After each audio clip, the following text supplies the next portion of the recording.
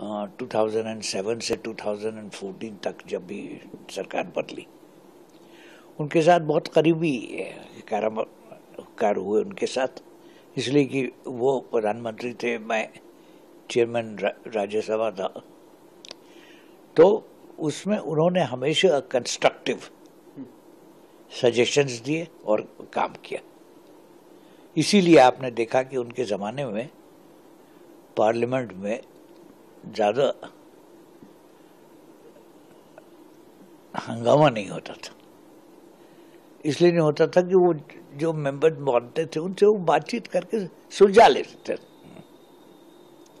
अभी होता है ऐसा आपको लगता है?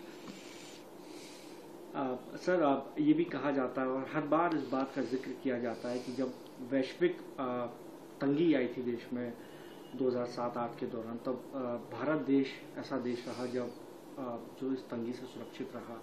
और ये कहा जाता है कि बिकॉज ऑफ डॉक्टर साहब।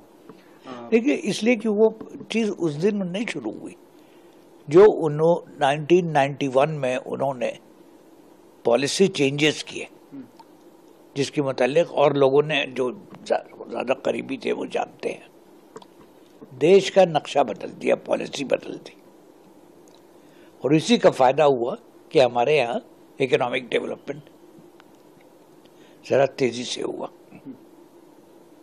सर, हालांकि तमाम दफा इस बात का और इस बात को लेकर कहते रहे तमाम नेता कि वो बतौर प्रधानमंत्री जब थे तब वो किसी के इशारे पर काम करते थे, नहीं करते थे। ये भी कहते रहे कि वो कम बात करते हैं, लेकिन इस बात का भी जिक्र होता है कि वो बिना ज़्यादा बोले उन्होंने देश के अंदर इतनी प्रगति जो है वो आज पहुंचाया।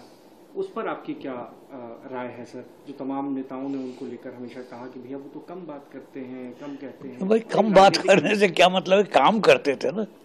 बात करने से तो पॉलिसी नहीं बनती है, काम करने से होती है। तो उन्होंने जहां बात करने की जरूरत समझी, बात की, लोगों से डिस्कशन किया।